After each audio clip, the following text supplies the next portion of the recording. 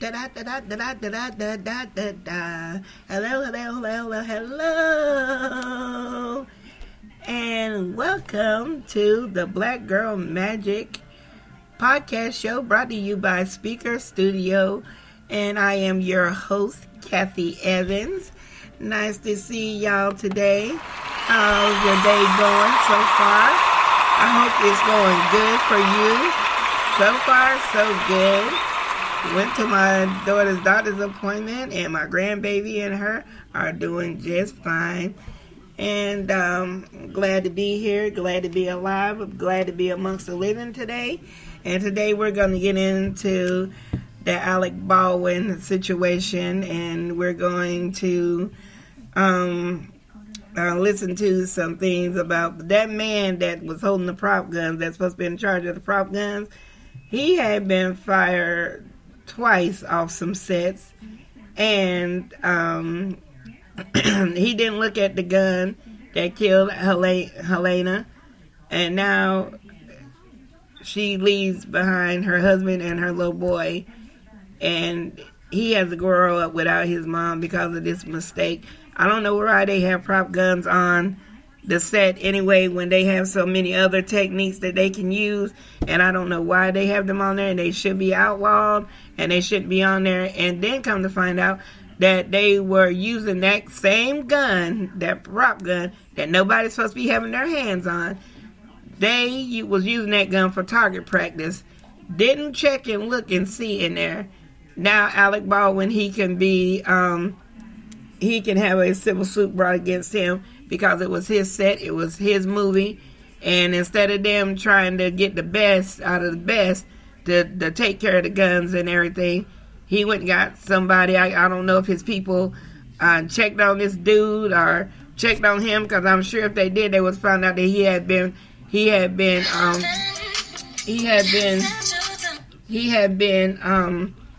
fired off 2 sets before because of his negligence and all that, and people were hurt. So we're going to get into this right now, and I'm going to let you hear. Yes, we're going to let you hear about this man, and here we go. Indefinite pause as Santa Fe sheriffs look to determine what caused the fatal accident. And 2 people accidentally shot on a movie set by a prop gun. The deadly shot fired by Alec Baldwin from a prop gun he believed was safe. His wife, Hilaria, posting on Instagram, "My heart is with Helena, her husband, her son, their family and loved ones, and my Alec." Cinematographer Helena Hutchins passed away after being hit in the chest, the shot also wounding director Joel Souza. According to a search warrant affidavit, Baldwin was given the gun by assistant director Dave Halls, who grabbed one of 3 prop guns that was set up by the armorer off a cart left outside of the structure due to COVID-19 restrictions. Neither Halls nor armorer Hannah Gutierrez Reed have spoken publicly about the tragedy, but this is not the first time Halls has been criticized for safety issues. In 2019, he was fired by another film production after a gun went off unexpectedly, injuring a member of the sound crew. But industry experts say only the armorer or the prop master should be handling weapons on the set, not the assistant director. I'll be honest with you, that AD would have broken fingers if they picked up a gun off my cart. That does not happen. Armorer Clay Van Sickle says the difference between a blank and a live or dummy round is easy to spot. I would click through 6 times so everybody could hear that nothing happens. It's literally that simple, and it takes seconds, and there's no reason not to do it. Veteran prop master Neil Zaromsky says he sensed warning signs on rust even before filming began. I turned the job opportunity down on Rust because I felt it was completely unsafe. Zaromsky says one big red flag was that producers took 2 distinct and challenging jobs, assistant prop master and armorer, and combined them into one. I impressed upon them that there were great concerns about that, and they really didn't really respond to my concerns about that. Hutchins' death has fueled an outcry for improved safety on film and TV sets, an industry in mourning and seeking answers for what went wrong. Miguel, this wasn't the first incident with a prop gun on that set, so what more do we know about it?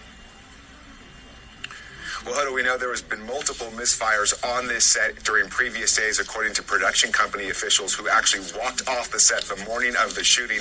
And we also know there's been a call for legislative change as to what kind of weapons are used on sets. Some are saying that real guns should never be used on sets from now moving forward. Hoda? All right, Miguel Almaguer for us in Santa Fe. Miguel, thank you. Hey, thanks for watching our YouTube channel. Find your favorite recipes, celebrity interviews, uplifting stories, shop our favorite deals, and so much more with the Today app. Download it now. Okay, and there you have it. And it wasn't his first, and then it wasn't the first on that. It wasn't the first on that set. So, when the first issue came about, that's when something should have been done then. And Helena Hutchinson would be alive today. And she could be with her little boy and her husband. But for their negligence and what they did not do, Helena Hutchinson is dead. A beautiful, young, attractive lady is now gone because of their negligence. And if it happened the first time, well, I say now that after I heard that, Alec Baldwin should be charged with that. And the ones that around him that had access to that, and the one that did the gun, all of them should be charged. If you ask me, all of them ought to be charged in a civil suit. All of them should be charged, and that man that did the prop gun, he needs to be charged for murder. And that's just simple, plain, and fact. And I don't care who like it and who don't. He needs to be charged with murder. He does. He needs to be charged with murder because that's murder. That's murder in the first degree. That seems like it was pre-planned, premeditated. That's what it seems like to me. And a setup. They'll take Baldwin down. So now that he has done that, he's going to take himself and Baldwin down, and a lot others down with him. And all of them ought to be charged for that. And I don't feel sorry for none of them. The only ones I feel sorry for is Helena Hutchinson's husband and little boy. Those are the only ones I feel sorry for. The rest of them, I don't feel sorry for them.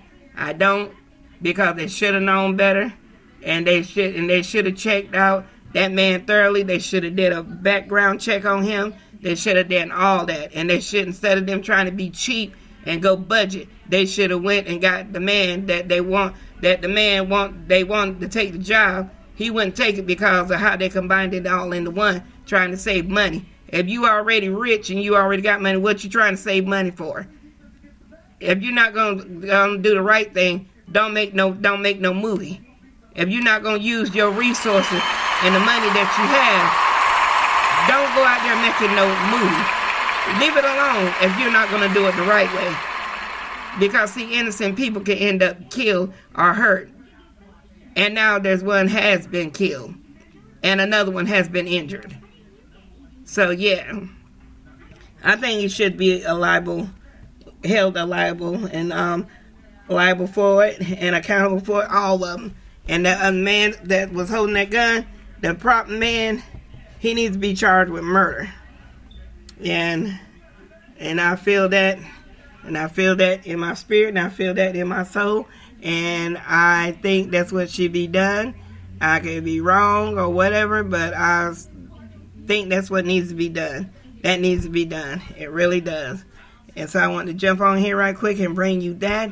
And so I will be back on probably about some more news. We're going to get into that Brian Laundrie. They call them the dirty laundries. That, yeah, they call, I mean, it's crazy. They call them the dirty laundries. And it's something. It's something. It's something. Yeah, hoot and holler, it's something. I mean, it's really something. Yes, hoot and holler. Because it's something. But the dirty laundries.